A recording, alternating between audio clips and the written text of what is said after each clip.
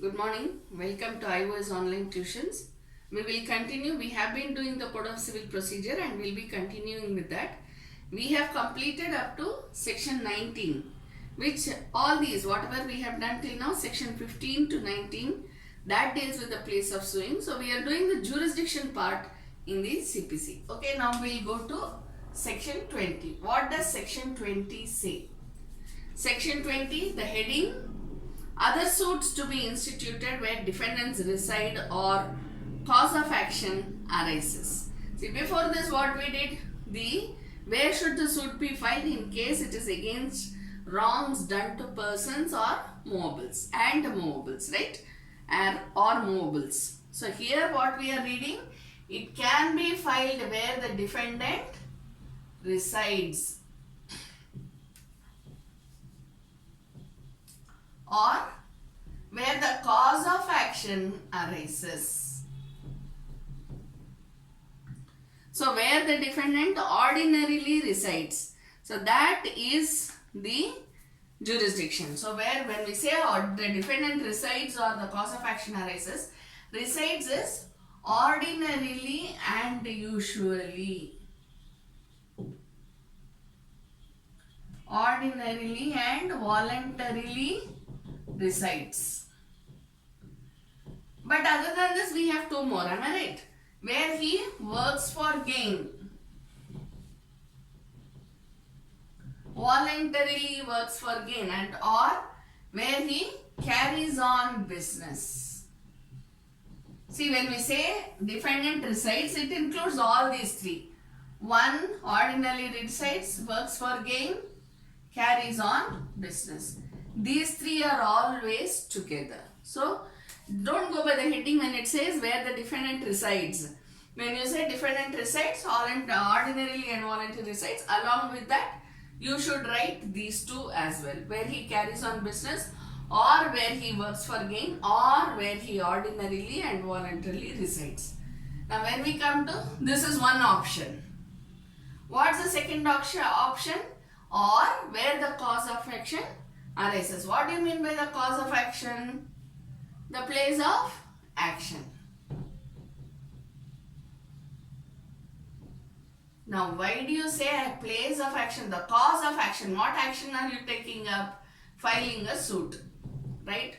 So, cause of action means what? The reason for filing the suit arises. Cause of action. Where the cause of action arises means where the reason for filing the suit arises. Understand? So where, when, how, we have so many criteria, am I right, when it comes to cause of action. So where the cause of action arises. Now when you say where the cause of action arises, then what you have to see is partly or wholly. Cause of action where it partly arises or wholly arises. See, if it is partly arising, then you can, part means what? Either it can be 2 parts, or it can be 3 parts, or it can be 4 parts, whatever it is, right? So, when it arises partly, then if it is 2, then it can be either here or here. Either here, here, here. Right? So, it depends upon where, anywhere the jurisdiction. We read in the previous sections, if it is in more than one jurisdiction, then it can be filed in any of the jurisdictions, right? So now then we go on to the next section, which deals with section 21. What does section 21 deal with? Section 21 deals with the objection to jurisdiction. Section 21 deals with objection to jurisdiction.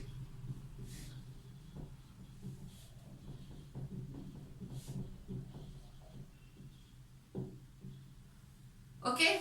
Now, what do you mean by objection to jurisdiction? See, usually when we are drafting cases, written statement and all that, the plaintiff has filed the case, this honorable court doesn't have the jurisdiction. Hence, it may be dismissed in limine. That's quite common when we write the written statements. So that is not the way what we are. But when there is a serious objection to the jurisdiction, when should it be taken up?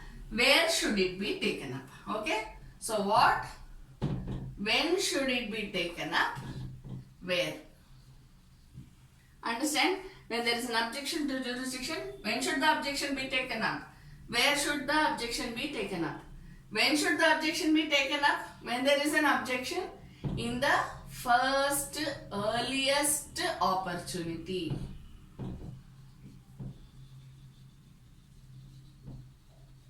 See, if I am filing a suit, okay, opposite party person comes and says, in a court, sir, you don't have the jurisdiction, honorable court, okay, then it will be taken into consideration.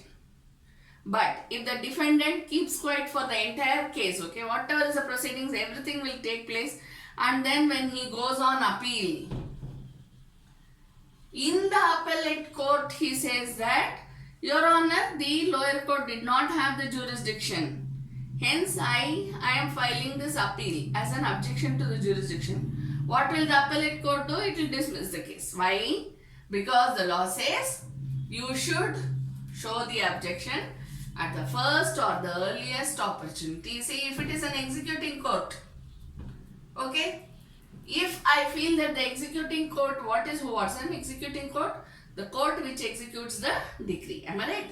So, when I file an execution petition before the executing court and the judgment debtor says, this court does not have the jurisdiction, Your Honor. In this case, there is no question about lower court not having or something like that. The judgment debtor feels that the executing court itself doesn't have the jurisdiction. So, when should the judgment debtor say? Judgment debtor should tell it to the executing court. So, here when we are talking about this, court of first instance, am I right? Court of first instance or the wherever we are filing the case first, if I feel that the court doesn't have jurisdiction, I should tell it before that very court. I should not go on appeal and tell some other judge, sir, this sir didn't have the jurisdiction. Who is going to listen to me? Nobody, right? So it should be done at the first or the earliest opportunity, and where? In the court of first instance. But in case of executing court, it should be before the executing court at the earliest opportunity. As soon as the judgment debtor gets the notice about the execution petition, once he comes and he sees that the executing court doesn't have the jurisdiction, immediately he can say, sir, Your Honor, you do not have the jurisdiction. Understand? So where should the objection to jurisdiction be filed and when? These are the two questions which you should remember. Before admitting a case or even after admitting the case, if there is need for dismissal of the case due to jurisdiction problem, you should remember these two. Then we go to section 21A.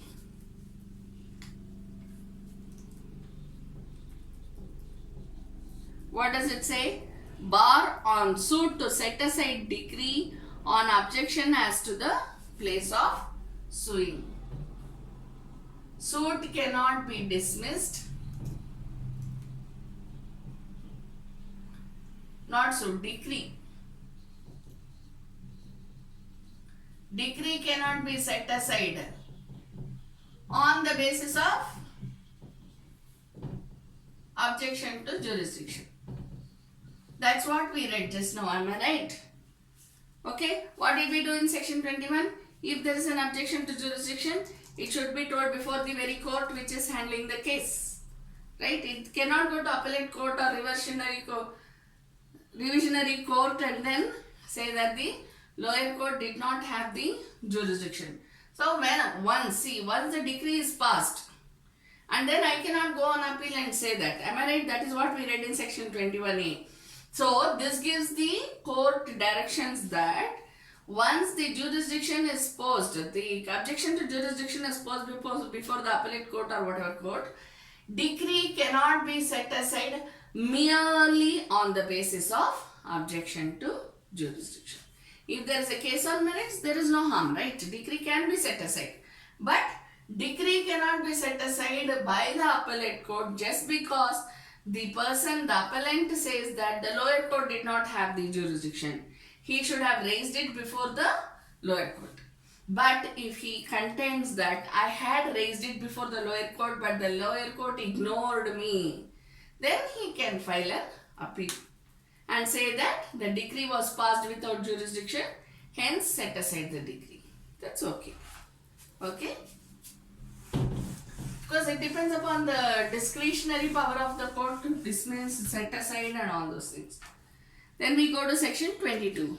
Power to transfer suits which may be instituted in more than one area. I told you, more than one area when suits are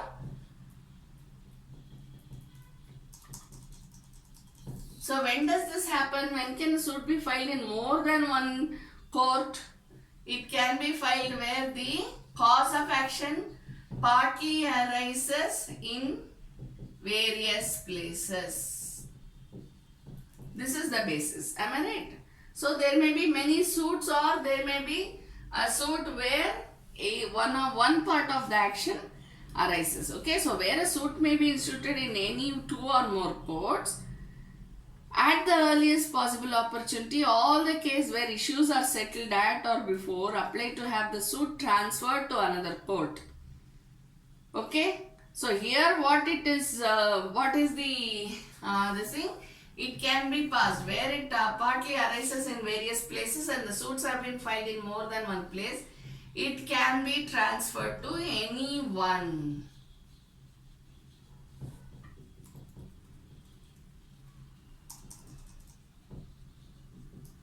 Jurisdictional court, of course. Okay, so it can be transferred to any one jurisdictional court. Clear? So that transfer is lawfully, legally allowed. Then we go to section 23. To what court the application lies. See, here we are talking about transfer. Yes, it can be transferred. There is no hitch. But to whom should we apply? Understand? So to what court does the application lie? Where the several courts having jurisdiction are subordinate to the same appellate court, then the application shall lie to the appellate court. See, if there are lots of municipal courts and there is one district court,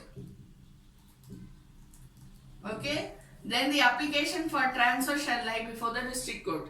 Suppose there are many district courts and it is high court, then the application shall lie before the high court. Okay, so whichever is the higher authority, to that court application shall lie for transfer. Then the higher court, as we call it, may look at the discretion, look at the merits of the case and then either order for transfer of the suits or retain it as such. Okay. Section 24. General power of transfer and withdrawal. See, this is what it is. It can either be the district court or the high court. So what are the powers? General powers of the courts. Number 1. Transfer any suit, appeal or other proceedings pending before for trial, subordinate to it and competent to try or dispose of the same. Or withdraw any suit, appeal or other proceedings pending. Third one, try or dispose of the same or transfer the same to any subordinate court and competent to try it, or retransfer the same to the court from which it was withdrawn. So you have so many. See, what you have to basically remember for your exams, how you will remember is, it can be transferred to any court, right? So it can be transferred to any other subordinate court.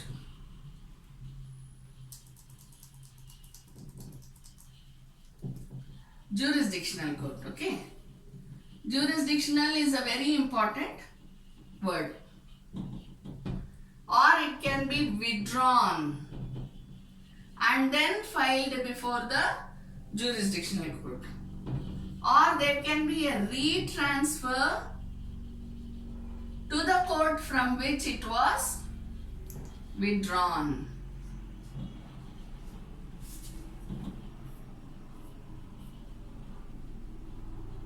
Okay, and then where the suit or proceeding has been transferred or withdrawn, the court which thereafter to try or dispose of the case, subject to any special directions of an order of transfer, either retry it or proceed from the point.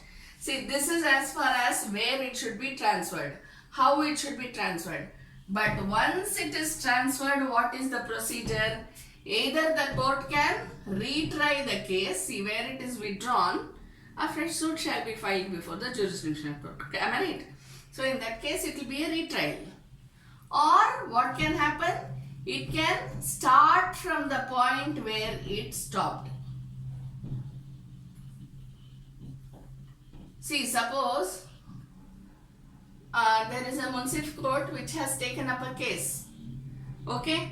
And the proceedings have been going on, summons is served and the person is called for evidence.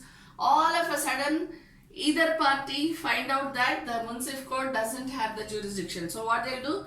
Please transfer it. It will not, the application will obviously not be before the municipal, it will be before the district court. So once the court case is transferred, see, it has almost come to the evidence part. Summons is served, everything is done, right? Only evidence is left out. So what will the district court, if it feels that everything else has been okay, it can start from the point where it was stopped. Understand? But where it was withdrawn, then it can start from the beginning itself as a retrial. Okay? There is an addendum. For the purposes of this section, court of additional or assistant judges shall be deemed to be subordinate to the district court. Additional judges, then you have the assistant judges, right? When you go to the court halls, you will see all these things. Assistant, additional ACCM or additional CCH, whatever it is, civil and session judge, you have all these titles. So when you look at this, you will get to know. So all these additional and assistant judges are supposed to be subordinate to the district court. Understand? Then the second one, the proceeding includes a proceeding for the execution of a decree or order. This transfer, whatever we are talking about, it relates even to the execution petitions. Then the court trying any suit transferred or withdrawn under the section from a court of small causes shall, for the purpose of such suit, be deemed to be a court of small causes. See, these are all exceptional. Where there is an execution petition which is pending and it has been transferred, then what will happen? It will continue as an executing court, right? But where there is a case which has been transferred from a court of small causes, okay, because the court of small causes doesn't have jurisdiction, then what happens? The court to which it has been transferred shall be deemed to be, it is not, okay, it may be a civil judge, not necessarily that it should be court of small causes. Understand? It may be junior division, senior division, whatever it is, but it shall be deemed to be. Deemed means what? Legally assumed. It shall be deemed to be a court of small causes. A suit or proceeding may be transferred under this section from a court which has no jurisdiction to try it. So what is the basis for the transfer under this particular section? The court case can be transferred only if there is no jurisdiction. For lack of jurisdiction, cases can be transferred under this section.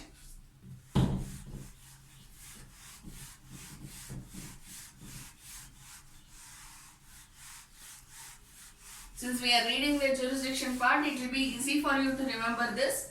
But on the whole, when you are reading CPC as a whole, then you will have to remember this is the section under which an application has to be filed for transfer of cases, okay, and where you have the power as a judge to order for transfer of cases. Clear? We go to the next section, section 25. Power of Supreme Court to transfer suits, etc. So what is the power of the Supreme Court? Once the application is made to the Supreme Court can transfer the suits. It can either be original suit or it can be an appeal, okay, or any other proceeding. See, for example, execution, that can also be transferred by the Supreme Court, okay. Every application shall be made by a motion which shall be supported by an affidavit. So obviously, we know the practical part of it. Where there is an application, there should be an affidavit. That is general law. But here the CPC specifically says so. Therefore, for the purpose of theory, we should read all these things. Clear? Practically, we are already doing it, we know it. But still, you should remember while writing the exam. Okay, that is why I am just redoing all these things. Okay, so every application should be supported by an affidavit. Okay, and then the court to which such suit, appeal, or other proceeding is transferred shall either retry it or proceeding it. Okay, so what we are basically seeing in this Supreme Court transfer by the Honorable Supreme Court is the same what we have read in the previous section. They have either the power to retry it, or they have the power to start it from the point where it was left off. Okay, then in dismissing any application under the section, the Supreme Court may, if it is of opinion that the application was frivolous or vexatious, order the applicant to pay by way of compensation to any person who has opposed the applicant. Okay, so where an application is filed before the Honorable Supreme Court for transfer of cases, and where the opposite party has opposed to it by saying that there is no need for this, and the Honorable Supreme Court also finds it on merit that this is not a suitable case for transfer, then in its discretion, it's a discretionary power, okay, it is not a must.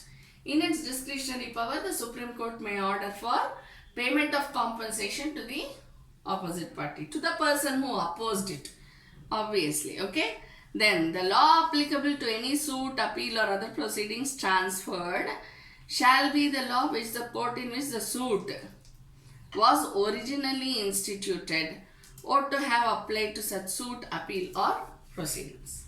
Understand? Now, if one particular court has a particular proceeding,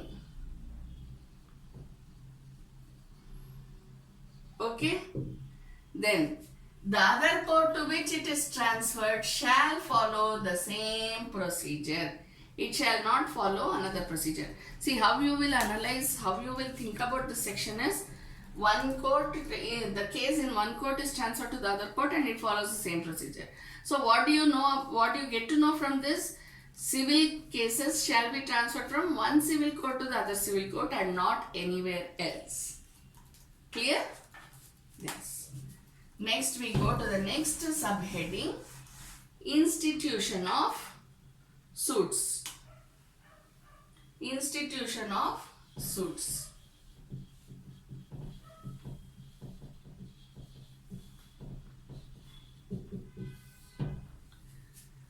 Institution of suits. Okay. Now section 26 we are dealing with institution of suits. What does it say? Any suit may be instituted by the presentation of a plaint or in such manner as may be prescribed. Okay. So how should a suit be instituted? It should be instituted by a plaint or in any other prescribed manner. Can you think? What is any other prescribed manner? We know that it should be by plaint, right? Then why are they saying any other prescribed manner? It can be through a petition, execution petition. It can be through a, sometimes the court may take it suo motu, but that is not included in this. But in any other manner, there may be statement of opinion. How will it be filed? It will be filed in the form of a suit, right? So it may be filed in any other manner prescribed by the government. Clear? Then, see, sometimes it becomes that there is an application. Am I right? Miscellaneous applications. We file that there are miscellaneous suits. So all these come under section 26. Okay. Then next subheading, summons and delivery. The next subheading is summons and discovery.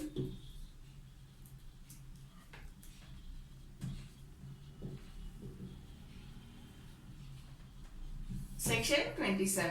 What does section 27 say? Summons to defendants. When will summons to defendants be given? When a suit has been admitted. Am I right?